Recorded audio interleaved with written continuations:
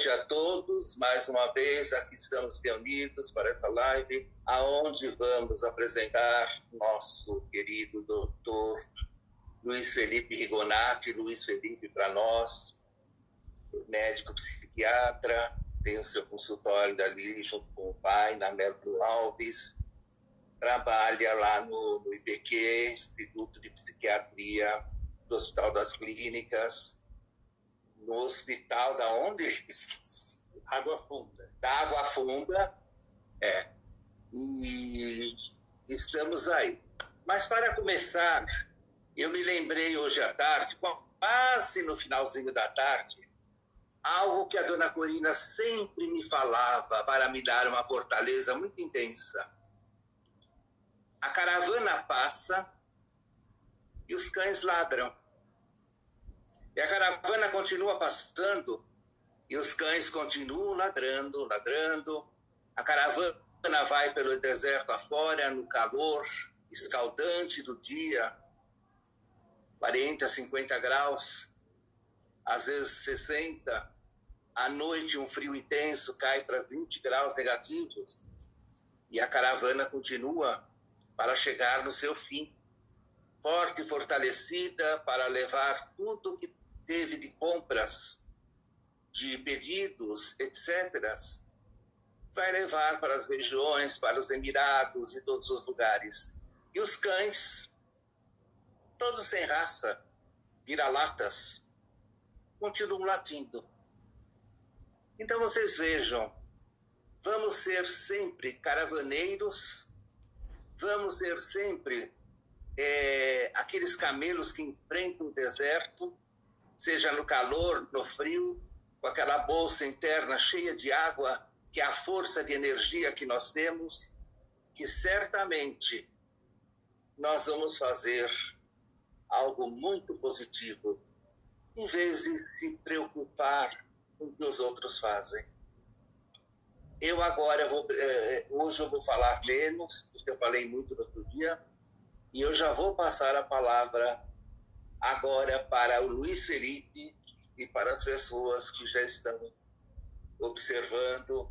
No final nós vamos ter perguntas e respostas, e as que não for possível serem feitas, nós vamos posterior responder pela internet. Devo lembrar que esse programa está passando agora no Instagram e posterior vai para o YouTube com FEMP, Mensageiros da Paz. Vocês conectam assim e poderão assistir tudo que já foi feito até hoje. Vamos lá. Luiz Felipe? Eu posso começar? A palavra é vossa. Bom, boa noite, acho que a todos que estão assistindo, né? Acho que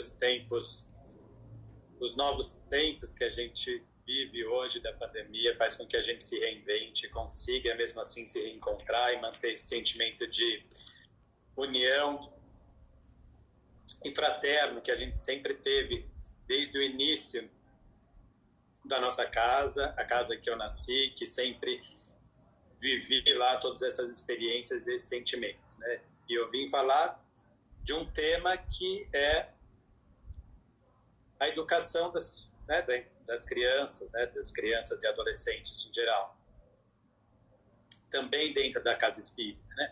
Inspirado por uma palestra do meu avô, gravada ali, que está no YouTube também, em 1957, acho que ainda nem planejava o meu encarne, né? Já que eu sou de 82, mas enfim, já trazia aí os passos, né? Traz a genética dentro da gente, né? Eu, ouvindo a palestra hoje, de novo, e relembrando um pouco daquilo, eu vejo coisas muito similares, por exemplo, no meu pai, né? Do jeito que ele passa, né? Até das broncas didáticas que ele faz durante a palestra, chamando a atenção dos filhos, né? Ou de como o Arnaldo fala tão parecido com ele também, né? Como essas falas são tão parecidas. Aqui a gente vai falar um pouco da educação, mas não dá para a gente falar da educação sem falar da família, né? Então a gente vai falar dessa estrutura também um pouquinho, espero que a gente possa esclarecer um pouco e deixar a nossa noite mais leve e agradável, cheia de novas experiências e que a gente possa aplicá-las elas depois. Então, o convívio familiar vai ser sempre fundamental na vida da gente, de qualquer pessoa, né? Seja qualquer natureza que a gente esteja, que país a gente nasce, o núcleo familiar, ele é fundamental, né? Mesmo quando são desestruturados, ele passa ainda a ser fundamental. Os arquétipos disso, de toda essa criação materna, da criação do mundo, é a Mãe Terra e o Pai Céu, né? Os grandes símbolos míticos, então, da origem do mundo e do nosso próprio começo, né?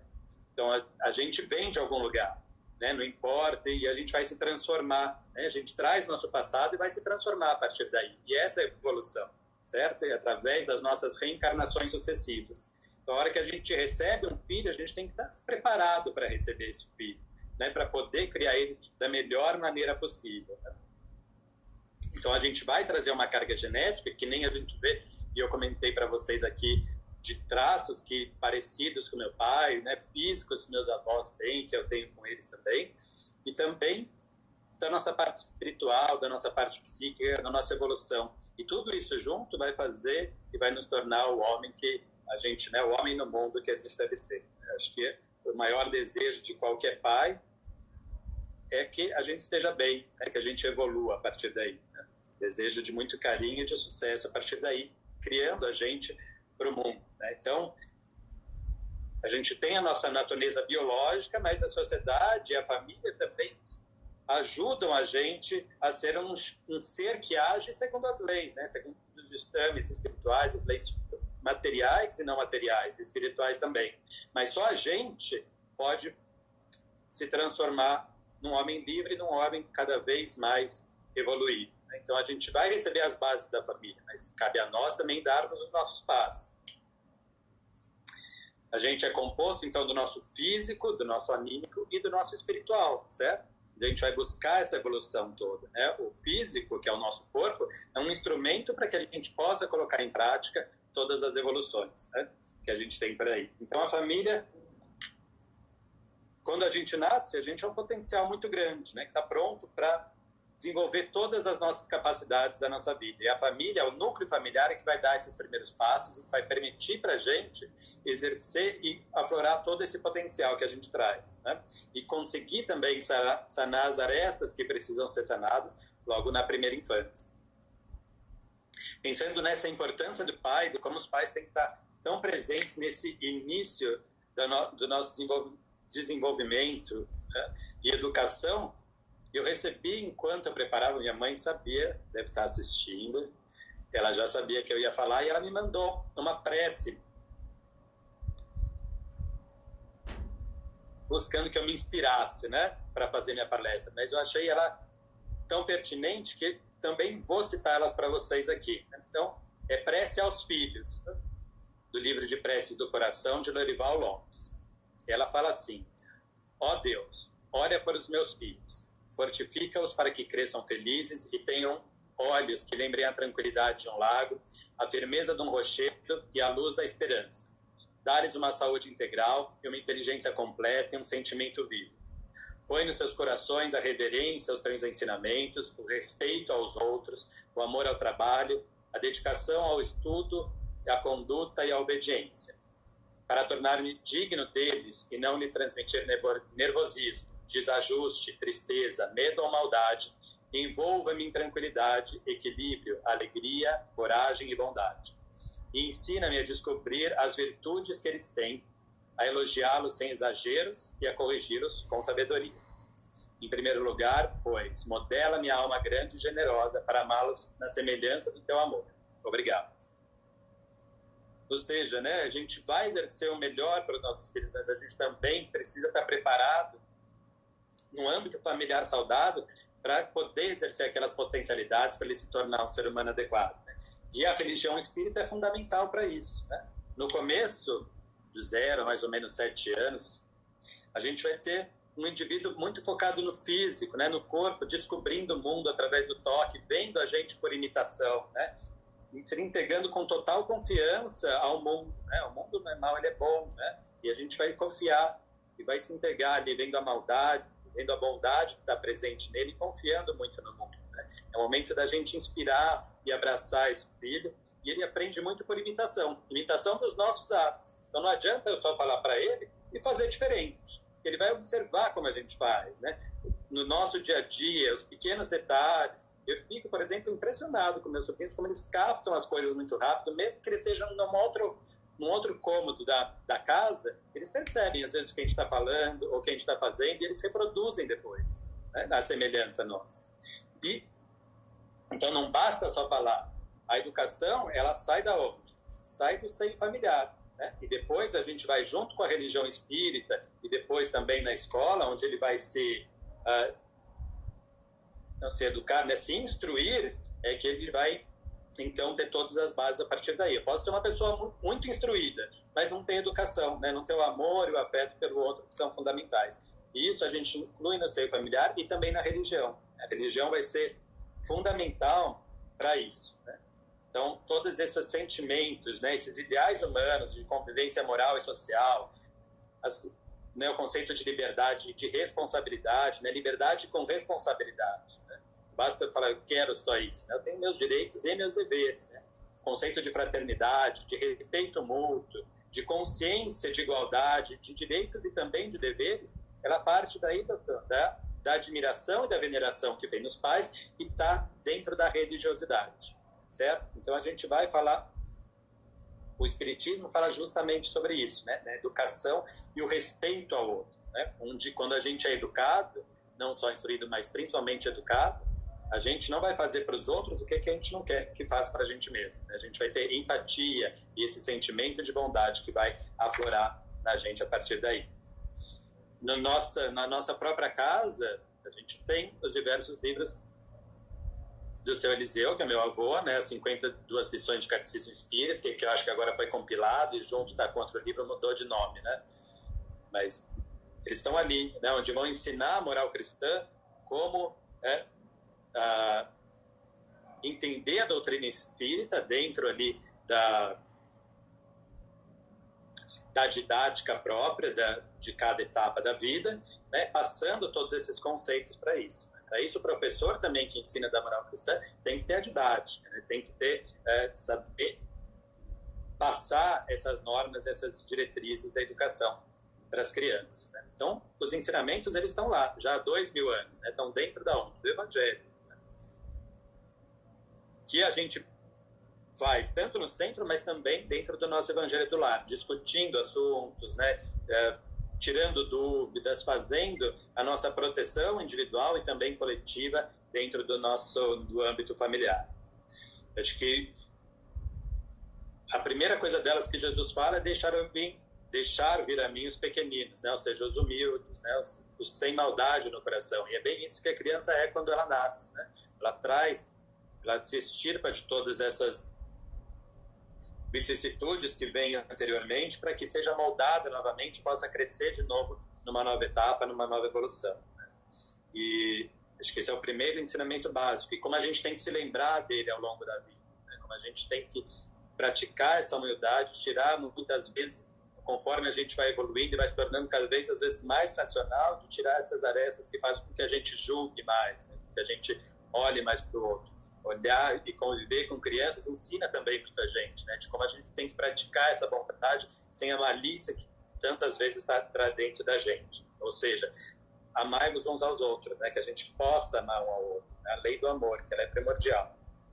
E aí sim vem o perdão e a caridade. Né? A caridade que vai nos transformar principalmente. Então a gente vai conseguir se desenvolver plenamente, o crescimento vem através da caridade. Mas esse núcleo, essa formação dessa prática vai vir da onde?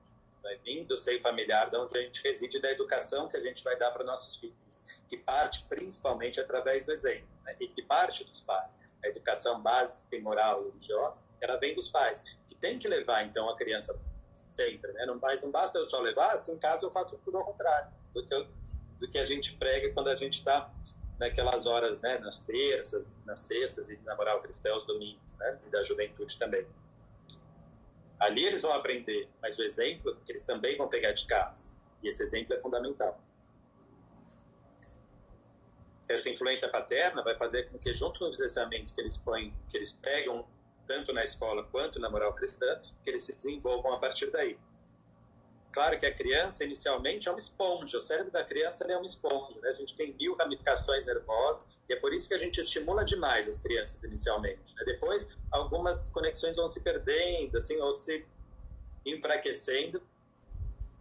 E aí, a gente vai fortalecendo o quê? Aquelas que a gente usa mais, né? Se eu tenho mais habilidade para um esporte, ou se eu tenho uma função para mais intelectual, ou algo que é mais da área de humanas, eu vou desenvolver um pouco mais. Mas é claro que quanto mais eu fui estimulado na infância, mais eu consigo moldar esse cérebro futuramente, caso eu necessite de novo, de repente, aprender algum esporte, por exemplo. Estão ali. Por isso que o estímulo é fundamental, né? Então, a gente tem que cercear essa criança muito bem. Não é à toa que, em qualquer transtorno psiquiátrico, a gente sempre busca o quê? A gente vai avaliar a infância da criança, né? Como ela se desenvolveu, como era o núcleo familiar dela, como ela desempenhava suas funções, se ela passou por traumas ou não, porque isso pode gerar problemas no futuro. Então, quanto melhor o núcleo familiar, melhor vai ser a educação dele e mais ele vai estar preparado para ser um homem no mundo, certo? De qualquer jeito, é um processo, então, a educação vai sempre estar acima da instrução, né? A gente pode ter gente muito pouco instruída, assim, nos moldes formais que a gente tem, mas que, de fato, tem extrema educação e empatia pelo outro, certo? Enquanto a gente pode ter alguém extremamente instruído, mas que, na verdade, não tem educação nenhuma, né? Não consegue ser empático com o próximo, não consegue ver a bondade no outro e praticar a caridade, né? Quando a gente tem a bondade, a gente vai praticar a caridade que a gente sente, tendo esse respeito ao próximo, né? Dentro do seio familiar, a gente faz pelo exemplo. Na palestra que meu avô falou, ele fala dos sermões que dava, né? No começo até assusta, mas depois a criança já fala, né, a 10ª vez, como é que meu pai vai parar, né, de falar? De fato, a gente vai aprender pelos exemplos que a gente tem dentro de casa. Então, a prática da leitura, a prática do evangelho no lar são fundamentais para que a gente mantenha aquele indivíduo inserido dentro da educação espírita ao longo dos anos, né? Os pais vão ser esses sacerdotes da religião, né, dentro dos seus lares, né? Eles vão pregar essa religião que depois vai se distribuir ali dentro da comunidade, e depois a própria indivíduo, como ser adulto, vai poder praticar aquilo, né, tendo esses conceitos internalizados. É assim, através dos pais, que a religião vai chegar na criança. E o pai e a mãe têm que estar preparados para isso, e conciliados nisso, né, na educação que vão dar, qual a educação religiosa que a gente quer passar para os nossos filhos, e terem um pensamento em conjunto, né, das condutas que eles vão tomar. O filho não tem que estar no meio dessas brigas que possivelmente acontecem, ou de disputas, né? A gente tem que proteger a criança de possíveis conflitos que existem dentro de casa, né? A gente protege ele para que ele cresça saudável, né? Cresça vendo que o mundo é bom e que, de fato, ele pode fazer mudanças a partir daí, né?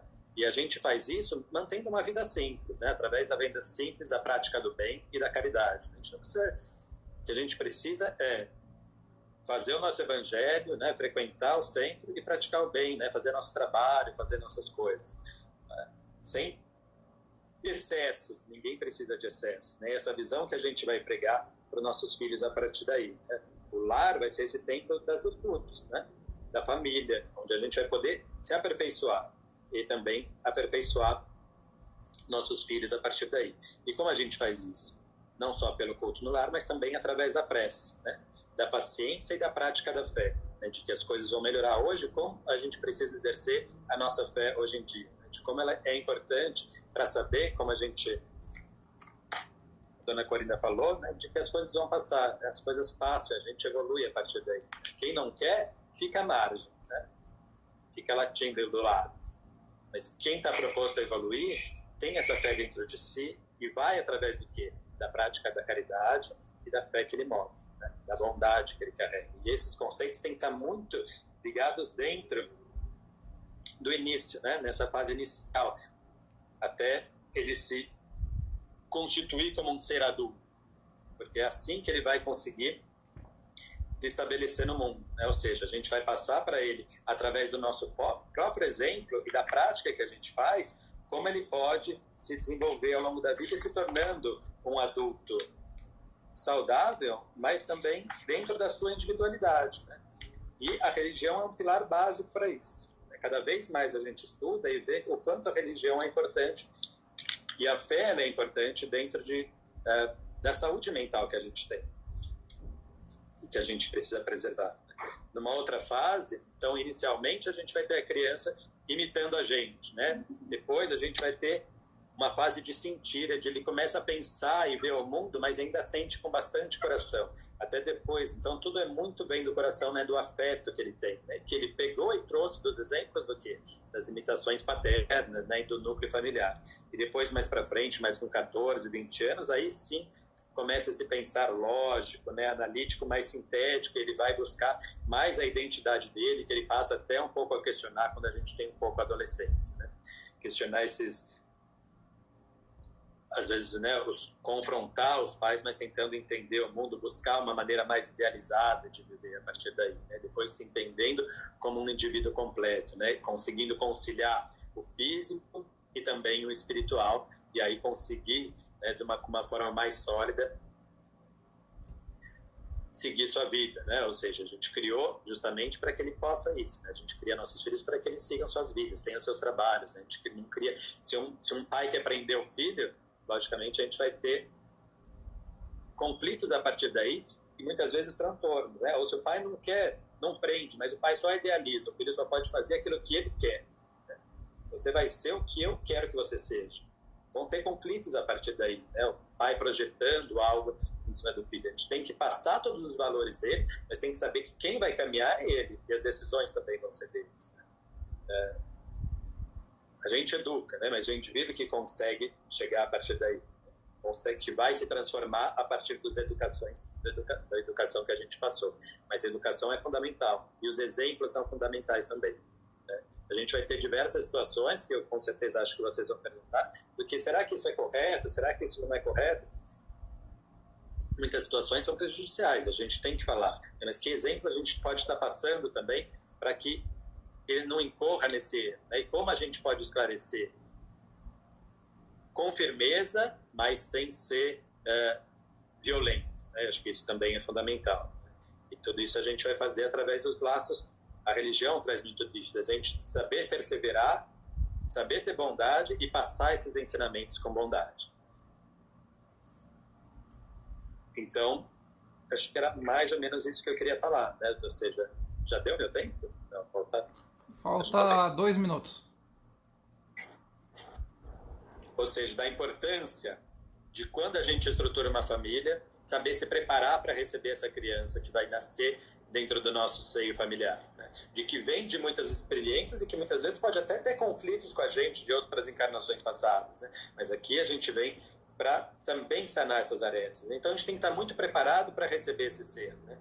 E a religião vai embasar muita gente através de toda essa educação que a gente tem, né? E dos preceitos de catecismo que a gente vai receber. Através do nosso exemplo, do nosso evangelho do lar e também na frequência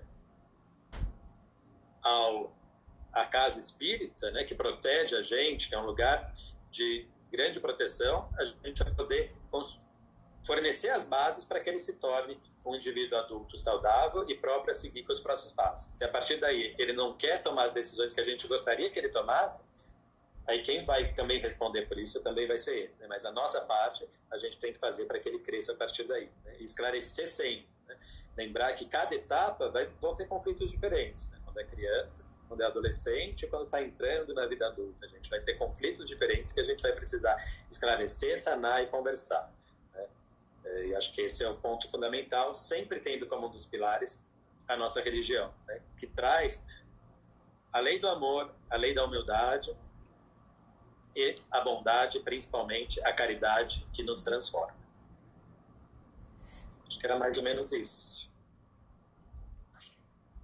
Certo. Okay. Deu meu tempo? Sim. Bem, muito boa palestra, gostei bastante. Minha mão está escorregando. Bem, agora nós vamos fazer aquela parte gostosa também de perguntas e respostas. Ninguém se iniba em fazer, por favor. Mas vamos fazer perguntas inteligentes, né? Quem vai ser o primeiro ou a primeira? Vamos lá? A Juliana Freitas, que foi quem fez a última palestra, ela falou assim, ó, como foi perguntado na terça-feira, são todos os casos que os filhos vão seguir os passos dos pais como exemplo?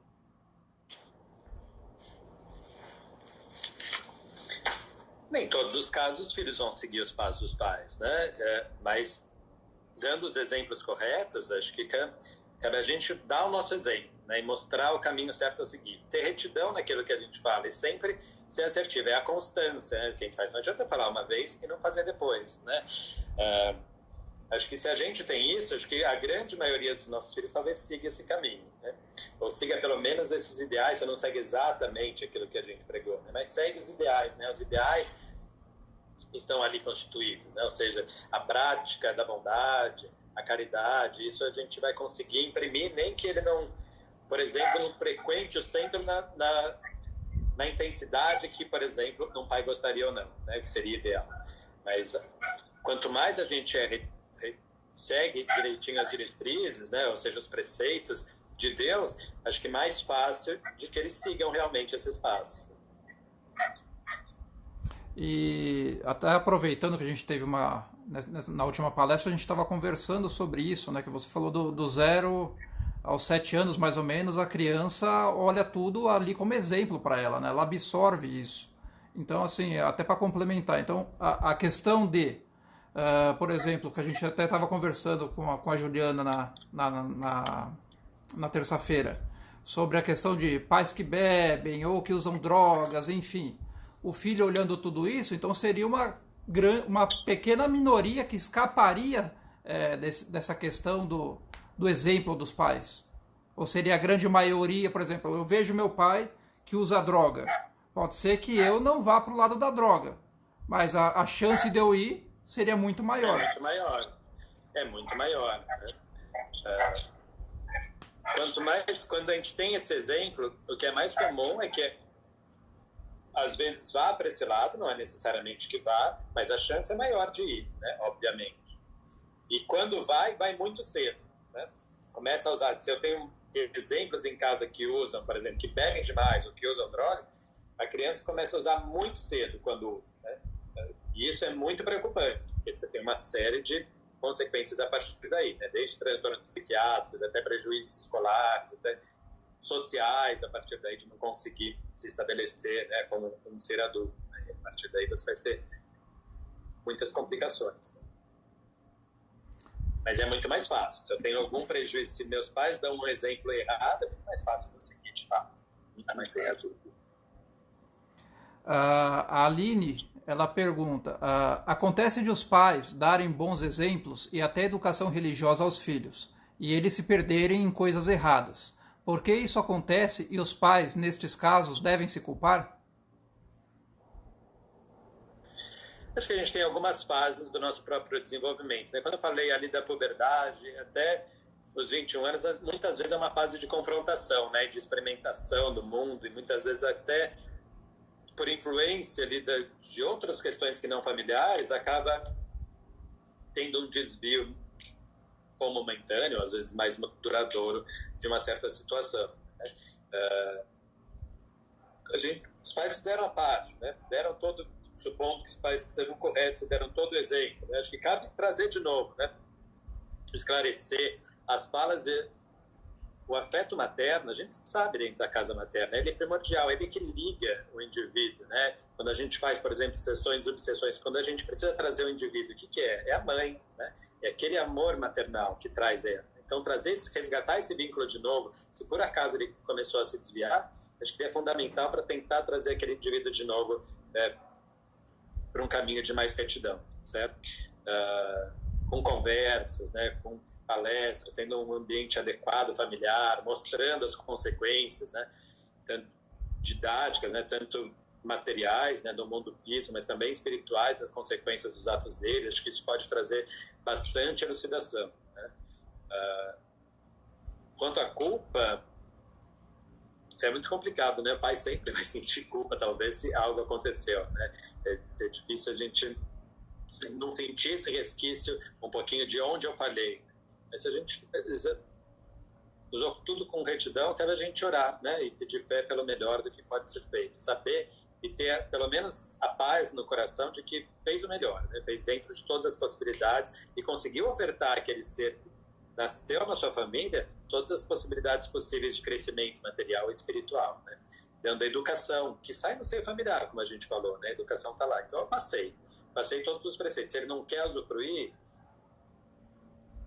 Mas eu acho que instintivamente do próprio ser humano ele acaba se cobrando isso, né?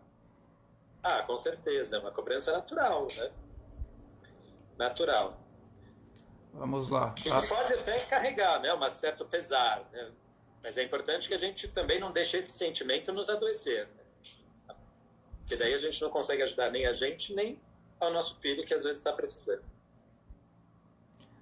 A Jussara, ela pergunta: a criança que não recebe o amor necessário não poderia crescer um adulto sem inteligência emocional?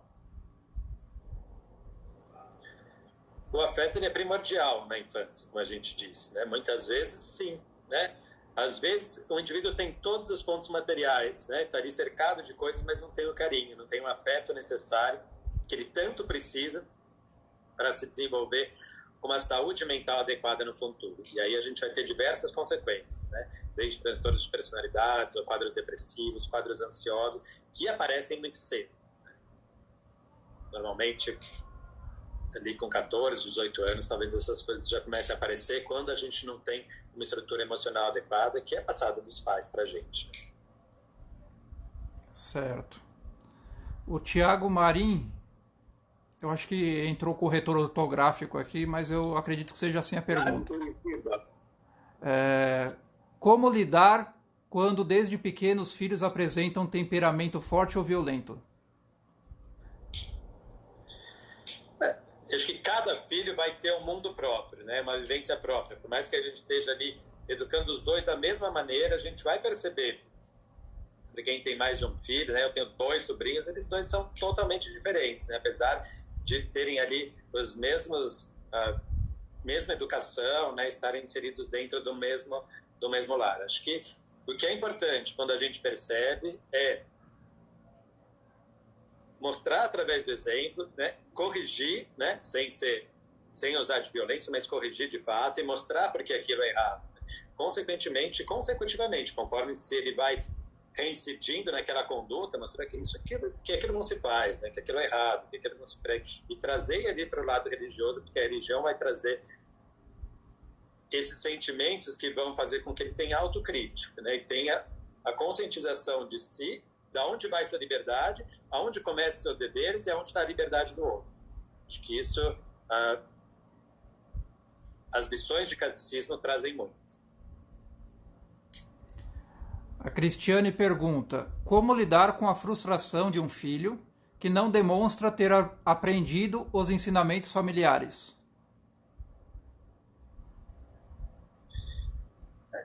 De fato, né, se a gente lidar com a nossa própria frustração, certo? Com a frustração dele. Peraí, isso, né? Isso, com a frustração de um filho que não... Pais, né? Do pai, né? Isso.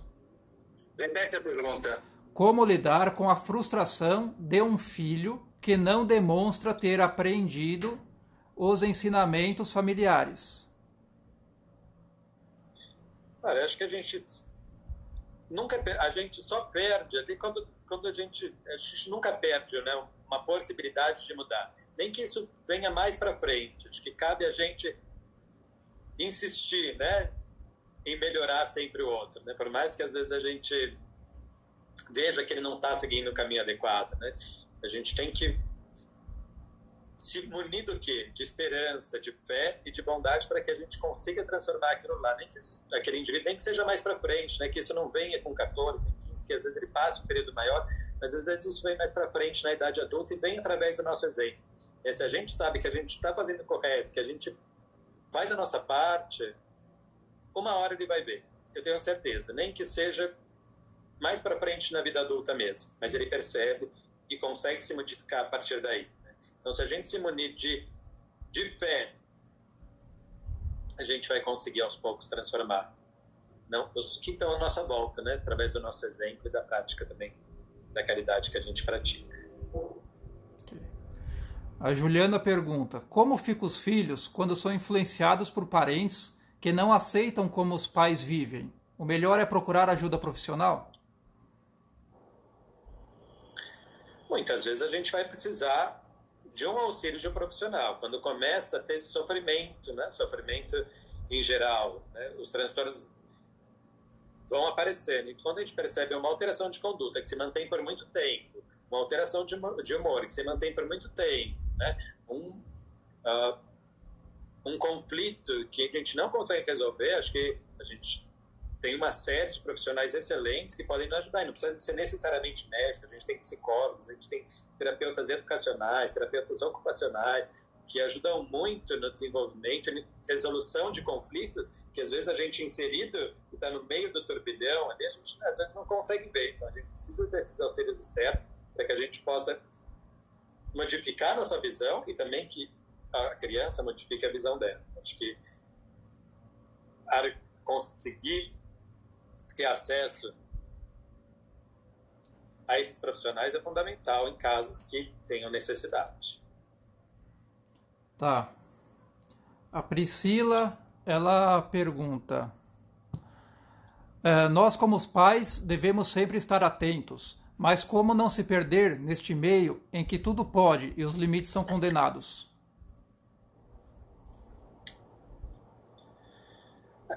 Na verdade, né, acho que hoje a gente tem acesso a diversas informações, né? A gente, como eu falei, a criança é uma esponja, né? E ela vê tudo e acha que tudo é permitido, né?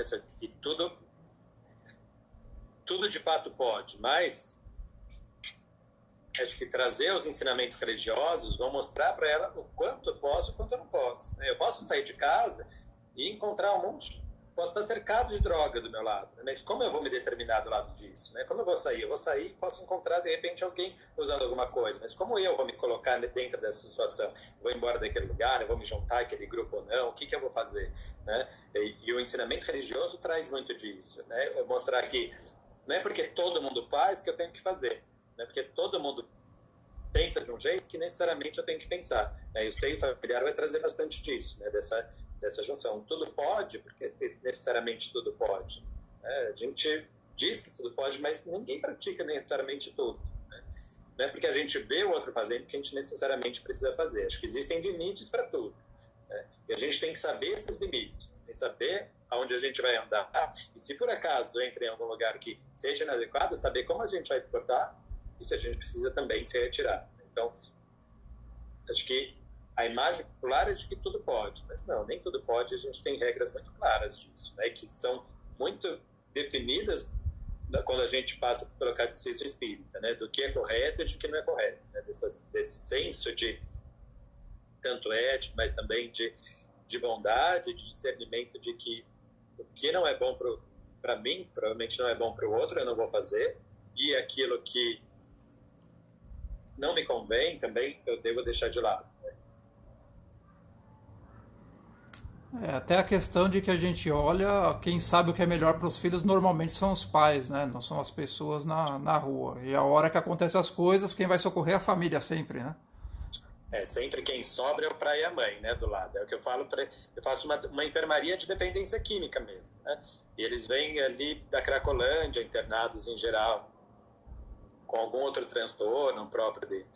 E quem está sempre do lado é o pai e a mãe, né? Muitas vezes onde eles têm muito conflitos, né? Que às vezes são ambientes um pouco desajustados, mas a mãe vem, é o que eu falo desse vínculo materno e paterno, né? Do núcleo familiar, ele é fundamental. E quem está do lado deles é sempre a mãe e o pai. Né? Falo, saiba confiar no seu pai e na sua mãe, saiba seguir aquilo que eles estão fazendo, porque eles estão aqui do seu lado, né? Não é com quem você estava lá fora fazendo um monte de bobagem antes que está aqui te ajudando. Quem está aqui são seus pais. E você vai sair para onde, né?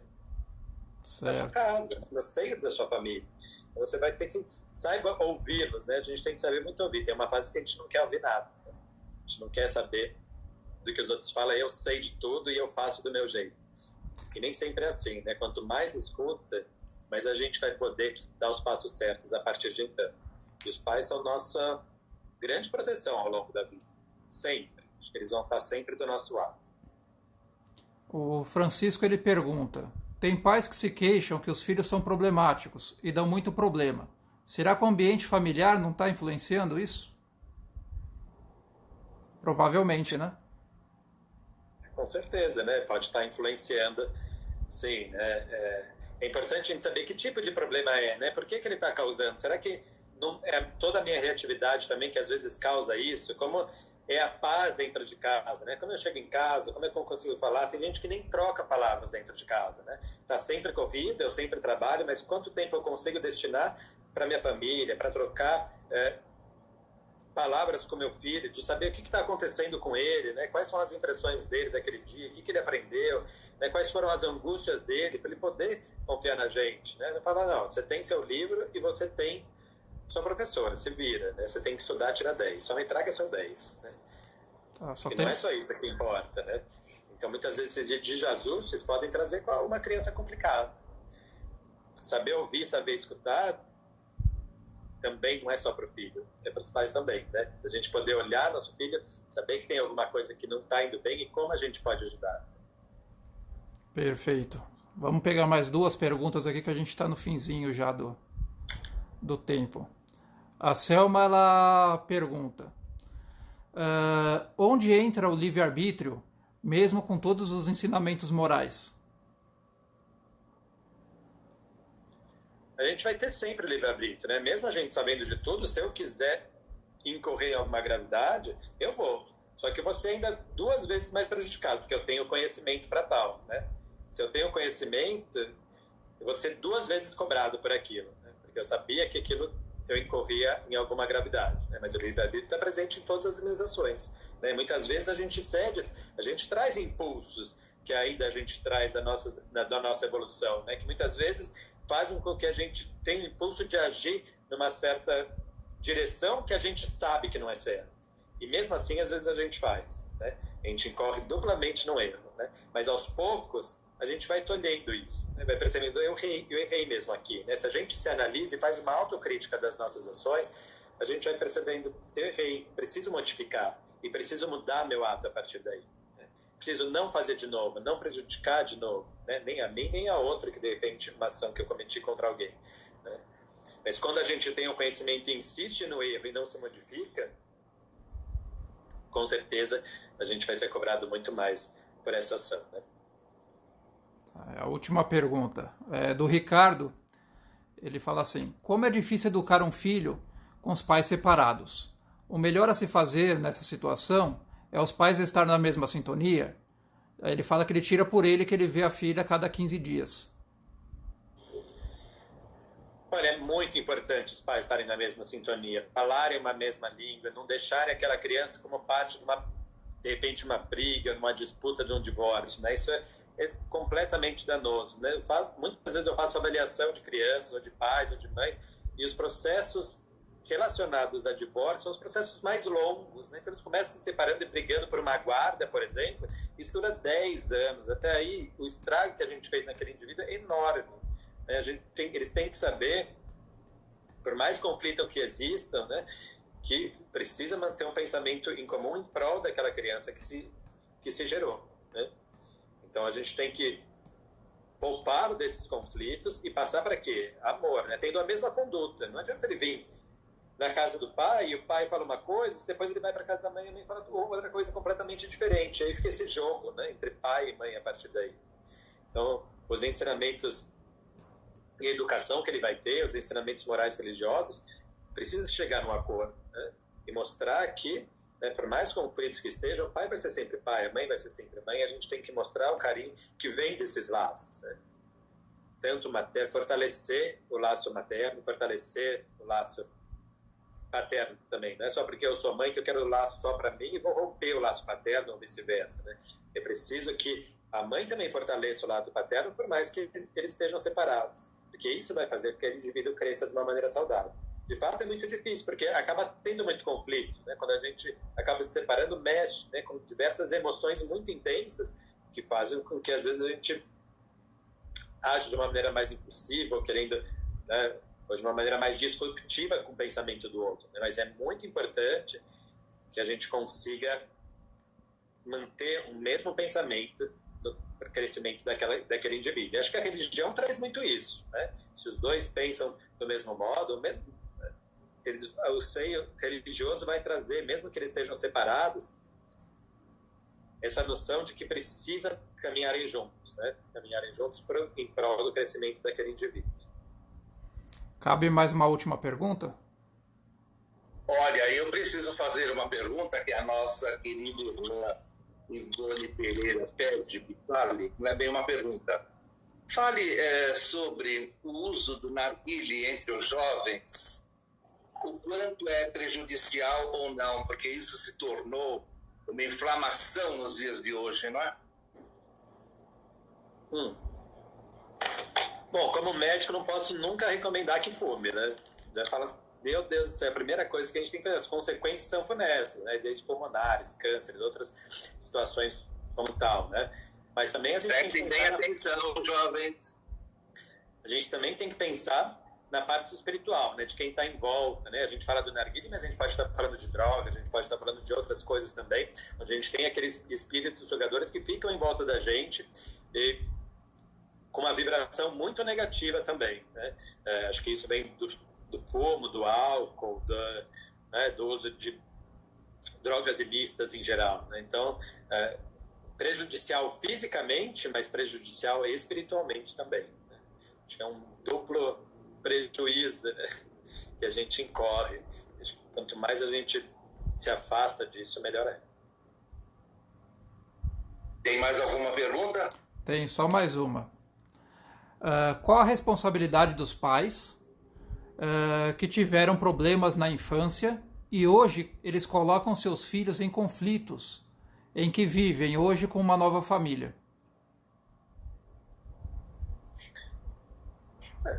A gente traz as nossas vivências passadas, é a nossa própria criação, né, que vai fazer com que a gente consiga...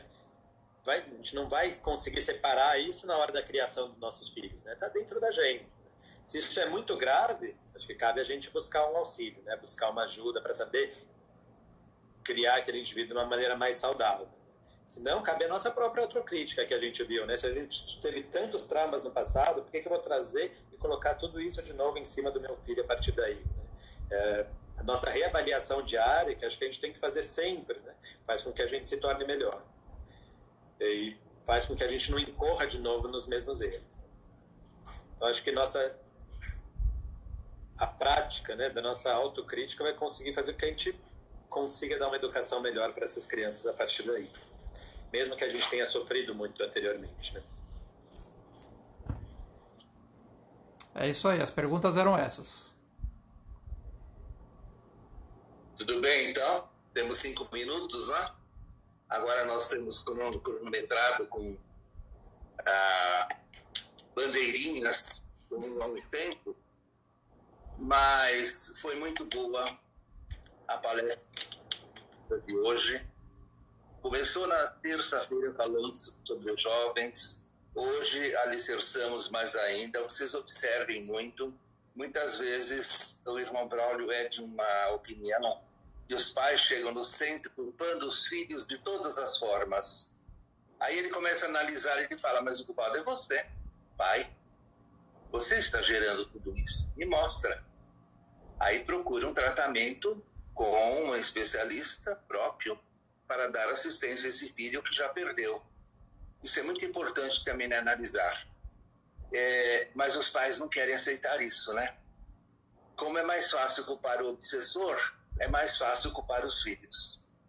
O obsessor é o coitado que tem sempre a culpa. E às vezes os pais são grandes obsessores.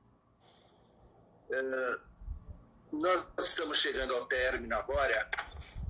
Antes dos agradecimentos, eu queria dizer, eu não sei, talvez no domingo eu vou ter que falar com o Sérgio, vou convidar o Luiz Felipe, vamos ver se vai ter mais alguém.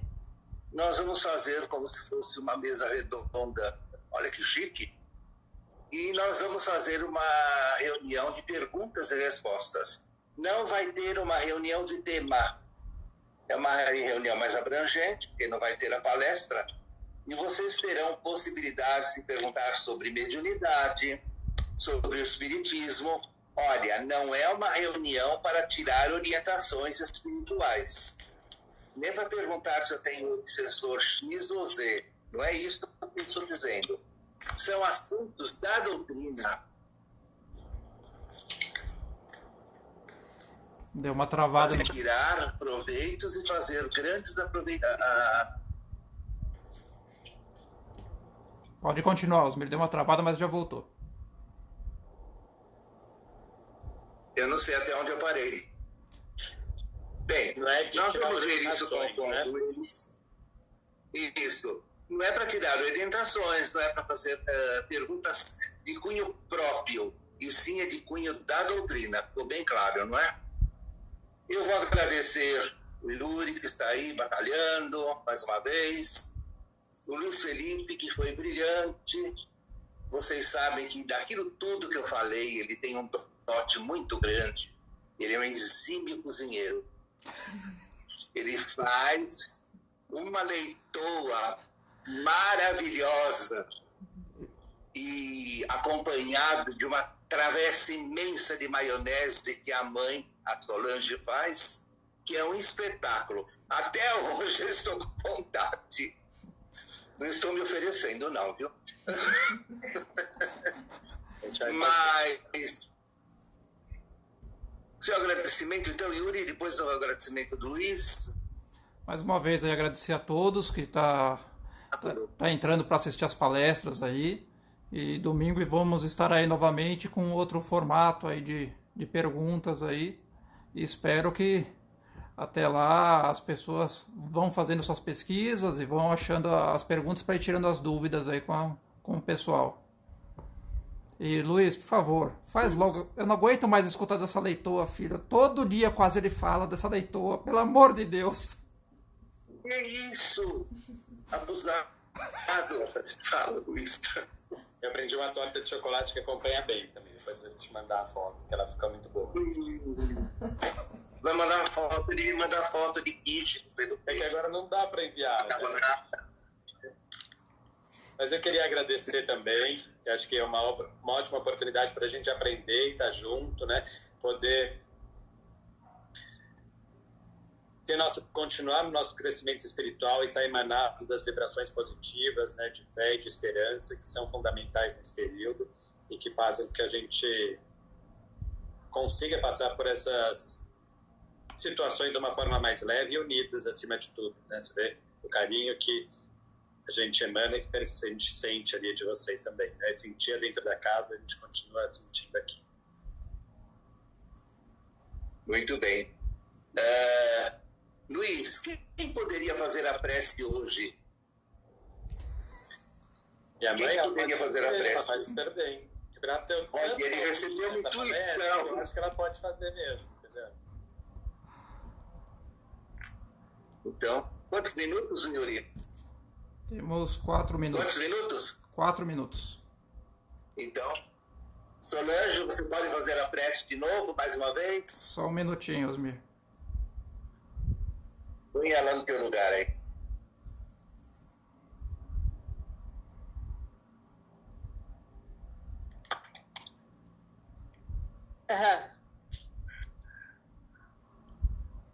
Não sei ligar. Não tem problema, a gente está te escutando, Solange. Então tá bom. Bom, então eu vou fazer o Pai Nosso, tá bom? Vamos lá. Você gostou da palestra, Solange? Adorei a palestra, me sinto muito orgulhosa desse meu filho, que é um excelente filho. Aliás, os dois são excelentes. Agora, então, eu vou fazer o Pai Nosso, que nós vamos terminar, né? Então, muito obrigada, viu, Luiz Felipe? Pai nosso que estás no céu, santificado seja o vosso nome. Venha a nós o vosso reino.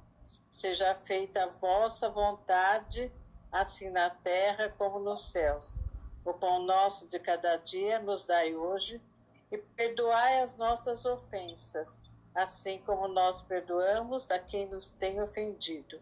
E não nos deixeis cair em tentação, mas livrai-nos de todo mal, assim seja.